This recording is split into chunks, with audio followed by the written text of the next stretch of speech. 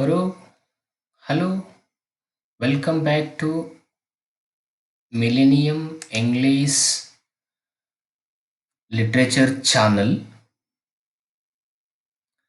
In today's class, I am going to discuss about John Milton. You know that John Milton was one of the most important figures in the history of English literature, and he was the dominating figure after Shakespeare. He was also regarded as the most important poet of the Puritan age and the dominant figure of Puritan age. So that's why Puritan age is also called as the age of John Milton.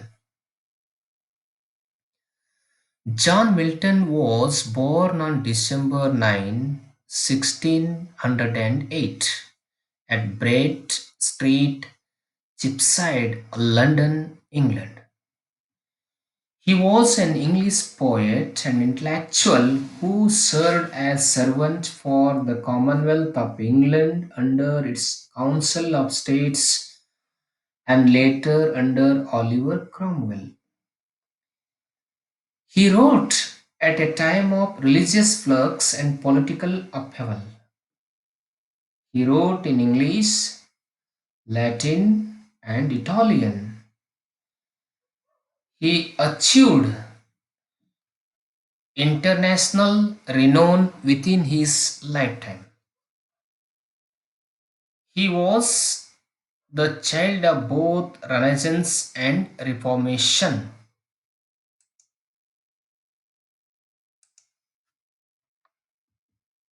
Now we have to see some information about Shakespeare and about Milton. The last major Renaissance writer, the death of the Queen Elizabeth was in 1603. The Scottish King James IV took the little James First of England as well.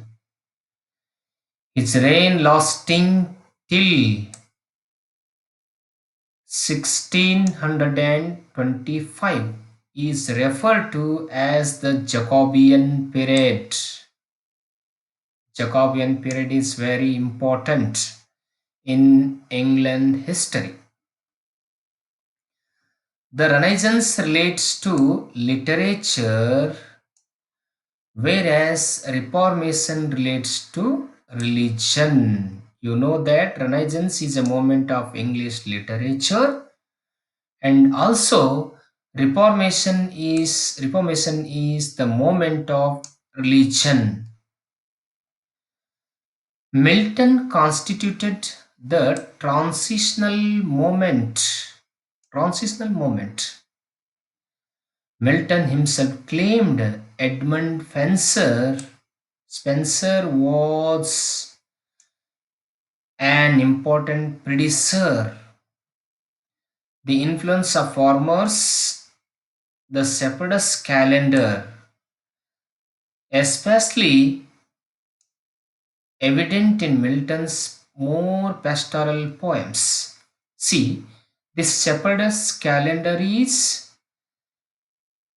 called as the fruit of Renaissance. This Shepherd's calendar is written by Edmund Spencer.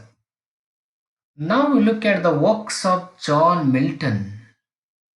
The first work of John Milton, that is On the Death of a Fair Infant. So this is a minor work written by John Milton. It is an Elizabethan style elegy on the death of his baby niece Anne Phillips. This is an elegy written on the death of his baby niece Anne Phillips. It is the first of Milton's own English poems. Work second, At a Vacation Exercise, 1628. It is the part of Latin prose speech that Milton delivered to the festive assembly, marking the end of the college year. Third work is that Areopagitica and of education.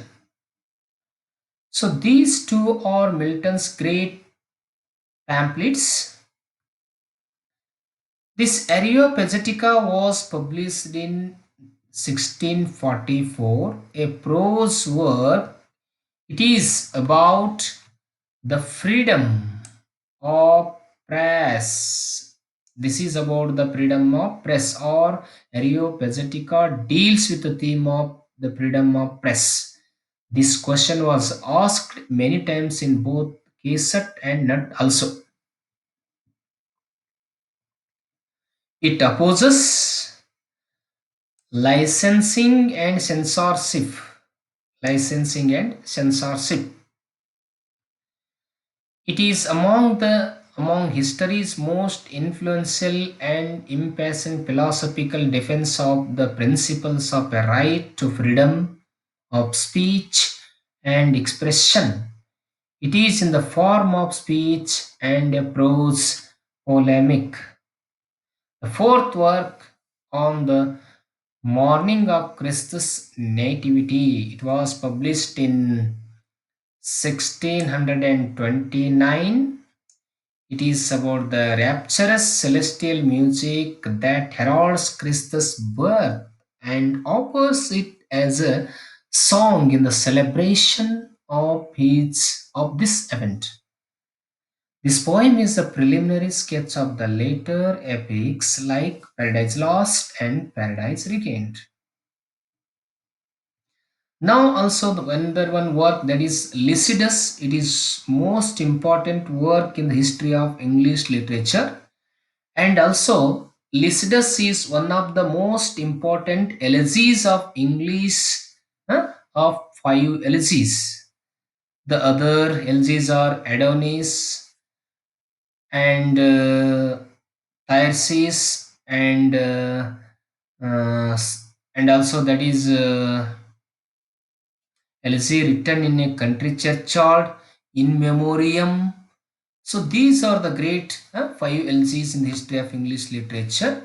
See, this Lycidas was published in 1638. It is appeared in the collection of elegies entitled Justa Edorardo King Naufrago, commemorating the death of King Edward King II. So he was Edward King II was a college mate of Milton at Cambridge who drowned in a shipwreck. He drowned in a shipwreck in 1637. There is abundance of supernatural elements in the poem in the form of nymphs from Satyrs. This poem is pagan renaissance. The seventh poem or seventh work is that La Allegro and Second Penseroso. These two poems were published in 1632. La Allegro and Second Penseroso are regarded as two companion poems of John Milton. These belong to Horton period. La Allegro is about the happy man, whereas Second Penseroso is about the sad man. These two are vice versa. In it, we have a scene of twilight and the appearance of the moon. The next work, eighth work, Comus. It is a mask. So in net and set question paper, there is a question, or this question was asked in many question papers. Mask. Comus is a mask. You know the meaning? What is the meaning of masque? Masque is a form of amateur dramatic entertainment popular among the nobility in 16th and 17th century, which consisted of dancing, music, and acting performed by masked players. The triumph of virtue over vice. Paradise Lost. This is the most important works of William Shakespeare. It is regarded as one of the epics in the English literature. It is written in blank verse. The theme is the fall of man. In it, Milton wants to justify the ways of God to man. Lamartine says the dream of a Puritan fallen asleep over his Bible. It was condemned by Milton when he had fully lost his eyesight. It has 12 books like any other true epic. The first version, published in 1667, consisted of 10 books with over 10,000 lines of verse. A second edition followed in 1667, sorry, in 1674, arranged into 12 books. This Paradise Lost is consisted of 12 parts or 12 books. The first book deals with a noble invocation, a description of Satan and his legends, the description of rebel angels' plot to wipe out the states of innocence of Adam and Eve, our first parents as created by God. Book second, the great meeting of the devils, the start of Satan's journey to cause temptation of Adam and Eve. Book 3, God's dispatch of Raphael to understand the wearing of Adam and Eve about the impending danger. The Son of God's offers of personal sacrifice to take upon himself the punishment to man for disobedience. Satan is also seen again. Book 4, it contains the scenes of paradise.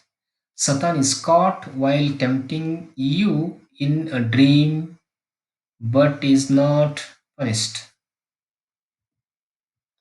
Book 4, use narration of her dream to Adam's scenes of their daily routine arrival of Raphael. Book 7 tells the story of creation as told by Raphael. Book 8, it contains Adam's narration of his own story. Book 9, it describes Satan's temptation of you. Book 10, this book 10 deals with the God's judgment upon Adam and Eve, their repentance, Satan and his followers are changing into hissing serpents. Book 11, God's acceptance of Adam's repentance was but his ordering of banishment from Eden, Michael's departure to execute God's orders. Book 12, Adam and Eve are having the assurance regarding their future redemption, man's first ancestors being turned out of paradise in hand in hand.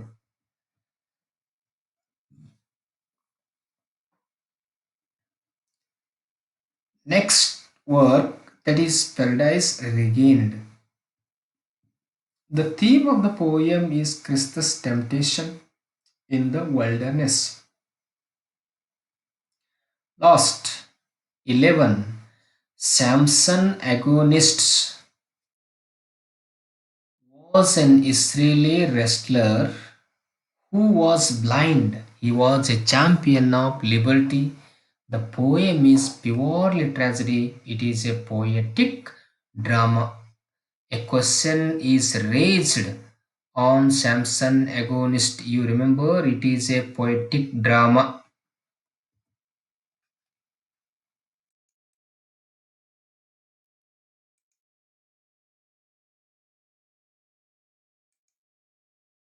Now if you like this video, please subscribe to my channel. Every day I am doing one video on very essential topic of English literature for aspirants of KSET and NUT.